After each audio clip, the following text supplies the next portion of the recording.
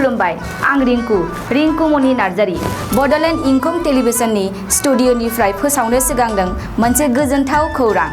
बड'लेण्ड इंखं टेलिभिजनआ बानजायनो लादों अल इन्डिया लेभेलनि मोसानाय बादायलायनाय Bodoland dance master season 1।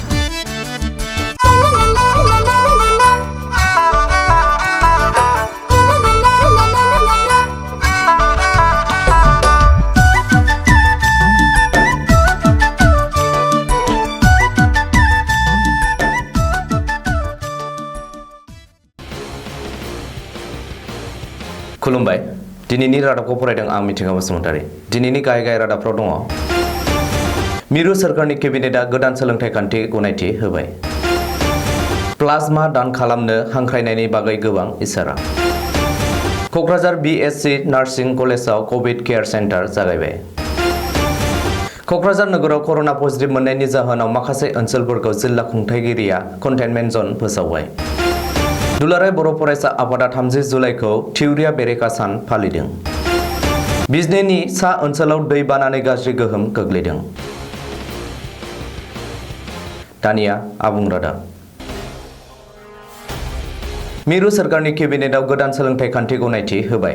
Bharat सोरखारा गोजाम सोलोंथाइ खान्थिखौ आलमारि गोजामाव जोबथेनो थांनानै दिनै गासै हादोरनि थाखाय मोनसे गोदान सोलोंथाइ खान्थि बाहायनो थांगासिनो दं। दासिम सोलिनाय 10+2खौ बोखारनानै 5+3+3+4 खान्थिखौ फैगौ गोदान सोलोंथाइ मायथाइनिफ्राय बाहायनो आगान सुरदों। सुलुङाव मिन्थिनो मोननाय बायदिब्ला थांनाय 29 जुलाइनि केबिनेट मिटिंआव गनायथि होनाय जादों आरो सोलोंथाइ खान्थिखौ फैगौ बोसोरनिफ्राय सोलायनो थांनायजों लोगोसे बिफाननि मुंखौबो सोलायनो थांखि लानाय जादों। दानिफ्राय बेखौ सोलोंथाइ बिफान एबा मिनिस्ट्रि अफ एजुकेशन मुङै मिन्थि जासिगोन। मख'नो गोनांदि बे गोदान सोलोंथाइ बिथांखिखौ थांनाय 1986 मायथाइयाव रनसायनाय जादोंमोन आरो 1992 मायथाइयाव सोदांनाय जादोंमोन। बे गोदान खान्थिया 5 थाखोसिम खुदियाफोरनि सोलोंथाइनि बिजोंखौ बिमानि राव एबा ओनसोलारि राव जागोन। फैगौ बोसोरनिफ्राय मेट्रिक आनजाद थानाय नंलिया 9 थाखोनिफ्राय 12 थाखोसिम सेमिस्टार खान्थिनि आनजादसो जासिगोन आरो बे गोदान खान्थिया गोनांथार जादों मानो होनोब्ला थांनाय 34 बोसोराव बे आयदायाव मोनबो सोलायनाय जायाखैमोन होननानैबो मिरु सोरखारनि सोलोंथाइ मन्थ्रि प्रकाश जाभेदकारा बुंदों। कर'ना भाइरासजों गाग्लोबजानायफोरखौ रैखा खालामनो थाखाय मुलुगाव मोनसे थेरापि बाहायजागासिनो दं। बे थेरापिनि मुङानो जाबाय प्लाज्मा थेरापि। कर'ना भाइरासखौ होबथानो मोनबो भेक्सिन ओंखारैनि सिगां बे थेरापिखौ बाहायजेननानै मोजां फिथाइ मोननो हानायलाय दिनै आसाम सोरखारा बे थेरापिखौ बेरामिफोरनाव बाहायनो थांखि लादों। थांखि बायदियै भेक्सिन आरो गुबुन मुलिफोर थोजासे जायागौमानि बे देहा फाहामखान्थिखौ बाहायनो आखायाव लादों। नाथाय प्लाज्माखौबो मोनलाबाया। बेनिखायनो आसामनि सावस्रि बिफाना कभिड-19निफ्राय हामनाय सुबुंफोरनिफ्राय प्लाज्मा एबा थैजों सानै बेरामिनि जिउ रैखा खालामनो हायो आरो आसाम सोरखार आरो सावस्रि बिफाननि हांख्रायनायाव गोबां सुबुङा गोसो खुसियै सिगांबोदों आरो बियो हादोरसानि थाखाय मोजां खौरां।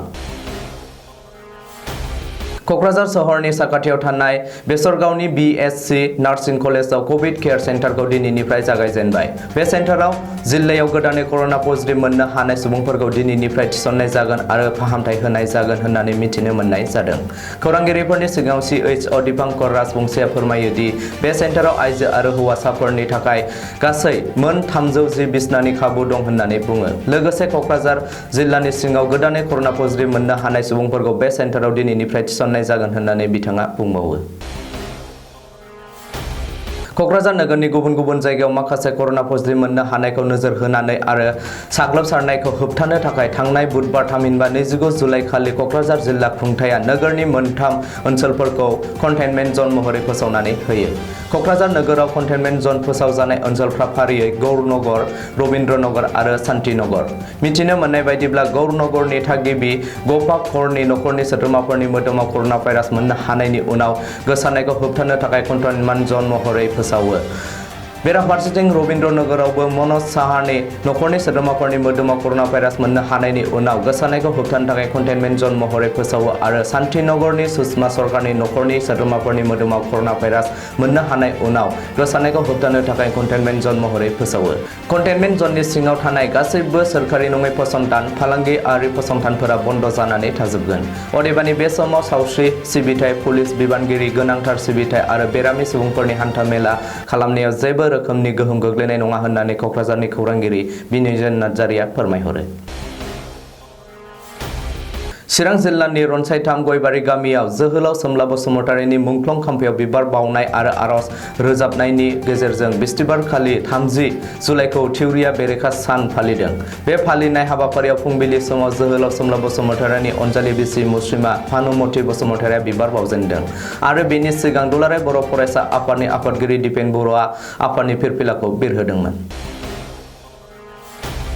भुटान हाजोआव गोबां अखा हानायनि जाहोनाव चिरां जिल्ला बिजनीनि सा ओनसोलाव दैबानानि गाज्रि गोहोम गोग्लैदों।